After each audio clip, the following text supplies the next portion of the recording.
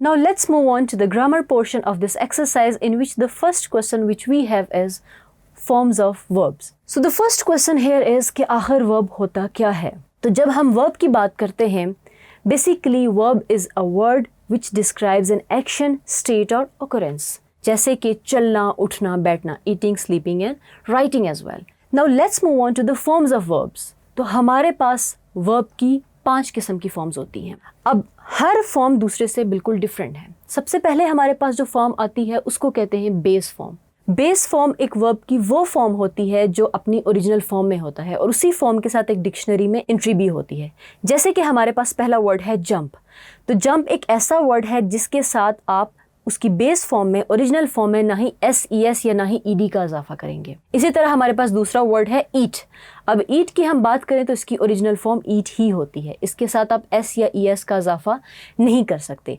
And usually the base form of a verb is used with I, we, they, you. Then the next form of verb which we have is third person singular.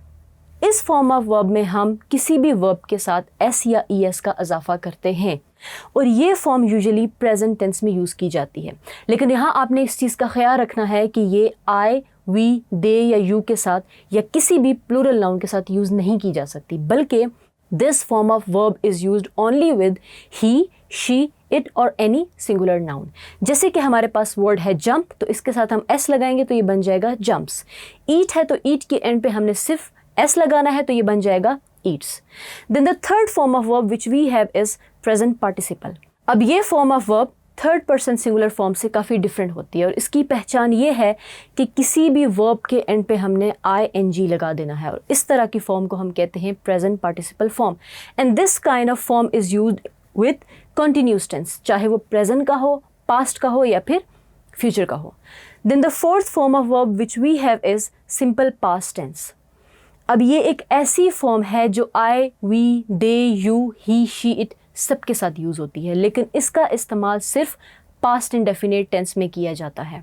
अब कुछ words हैं उनके साथ आप ED लगा देंगे वो वैसे ही चेंज होंगे और कुछ वर्ड जो हैं वो वेरी करते हैं, यानी कि वो ईडी के साथ एंड नहीं होते.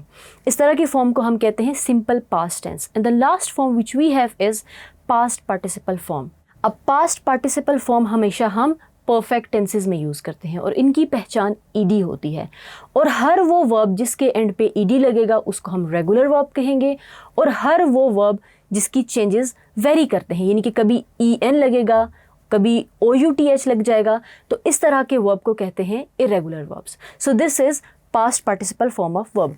Now let's move on to our exercise जहाँ पे हमने सेंटेंस के अकॉर्डिंग वर्ब की फॉर्म्स को चेंज करना है. And the first question which we have is some travelers stay to rest under a clump of trees. So the correct word is stayed. The owner see this and feared to lose the animal. And the answer is the owner saw this and feared to lose the animal. The third question is a man looked on and observed the proceeding. And the correct form of verb is a man looked on and observed the proceeding. Then the next sentence which we have is he tied up the woman's throat. And the answer is he tied up the woman's throat. The next question which we have is they seized him to carry him before the king. So the correct form of verb is they seized him. Question number 6 is the man labored away with all his might. तो यहाँ पे सही form जो है वो है labored. 7वें जुमले में अगर आप देखें he finished his task and buried the victim. तो यहाँ पे सही जो फॉर्म लगेगा वो है he finished his task and buried. और आपने इस चीज़ का ख्याल रखना है कि जब हम इसकी फॉर्म चेंज कर रहे हैं तो इसमें डबल आर नहीं आता बल्कि सिंगल आर आता है. In question number 8 we have the man mount his camel and go to the next village. तो माउंट के बजाय हमने यहाँ पे लिखना है माउंटेड और यहाँ पे हमने लिखना है went. I meet an old woman who suffer from goiter. I met an old woman who suffered from goiter. The next question is when consciousness returned his bewildered victim. तो यहाँ पे return आएगा. अच्छा, इसमें अगर आप एक चीज़ और से देखें तो वो ये है कि यहाँ हमने जितनी भी फॉर्म्स यूज़ की हैं वो सारी पास्ट टेंस वाली फॉर्म यूज़ की, यानी यहाँ पे कोई भी पास्ट पार्टिसिपल फॉर्म यूज़ नहीं की गई। तो यहाँ पे हमारी एक्सरसाइज ख़त्म होती है। अब हम डिस्कस करेंगे नेक्स्ट एक्सरसाइज, जहाँ पे हमने कुछ फ्रेजल वर्ब्स को यूज़ करके सेंटेंसेस बनाने हैं। So the first question is कि आखिर फ्रेजल वर्ब्स होता क्या है। तो फ्रेजल वर्ब्स बेसिकली उन वर्ब्स को कहते हैं जो कि फ्रेजेस की फॉर्म में होते हैं। अब फ्रेज किस चीज़ को कहते हैं? फ्रेज का मतलब है कि सेंटेंस की ऐसी शॉर्टर फॉर्म जिसमें 2 या 2 से ज़्यादा वर्ड्स होंगे और वो एक कंप्लीट मीनिंग कन्वे नहीं करेंगे। तो फ्रेजल वर्ब्स में आपके पास 2 या 2 से ज़्यादा वर्ड होंगे और एक वर्ड जो है यानी कि पहला वर्ड वो हमेशा वर्ब होता है, जबकि उसके बाद में आने वाला वर्ड अक्सर प्रपोजिशन होता है। So the first phrasal verb which we have is break in. Break in का उर्दू में मतलब है मदाखलत करना। इसका सेंटेंस ये हो सकता है, do not break in when I am talking. The next phrasal verb which we have in this exercise is break out, जिसका मतलब है फूट पड़ना। इसका सेंटेंस इस तरह से हो सकता है, dengue broke out in Punjab last year. The next word which we have is break down, जिसका मतलब है ख़राब हो जाना। My bike broke down on the way. The last phrasal verb which we have is break off, जिसका मतलब है तोड़ कर अलग कर देना। The child broke off a piece of chocolate. So here we are done with our next exercise as well. Now let's move on to the exercise of punctuation.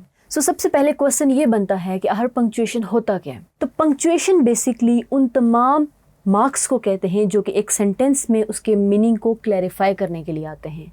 Along with that, those marks are also used to build up the structure of a sentence as well. यानी कि उसके बगैर, उन marks के बगैर इस sentence का structure मुकम्मल नहीं होता। अब हमारे पास बहुत सारे पंक्चुएशन मार्क्स हैं जिनमें से कुछ पंक्चुएशन मार्क्स बहुत ज़्यादा यूज़ होते हैं। सो मैं अब वो वाले पंक्चुएशन मार्क्स डिस्कस करूंगी जो कि बहुत ज़्यादा इस्तेमाल किए जाते हैं। So the first punctuation mark which we have is full stop. Full stop basically shows the completion of a sentence and it is used at the end of a declarative sentence. अब declarative sentence क्या है?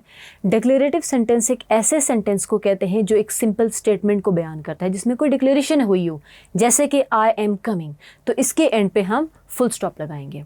इसके बाद हमारे पास जो punctuation mark है वो है question mark.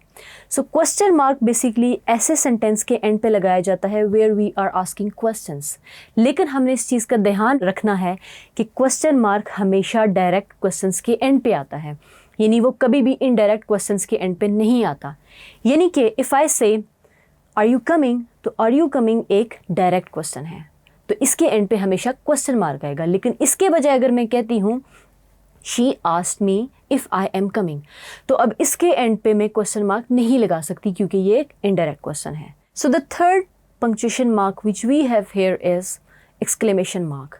Exclamation mark is basically used at the end of a sentence which shows a comment, surprise, emotion, sadness and happiness as well. For example, what a pleasant surprise, तो इसके बाद भी हम sign of exclamation लगाएंगे. इसी तरह great, good, nice, अब ये सारे comments हैं तो इनके meaning को emphasize करने के लिए हम इनके end पे sign of exclamation लगा देंगे.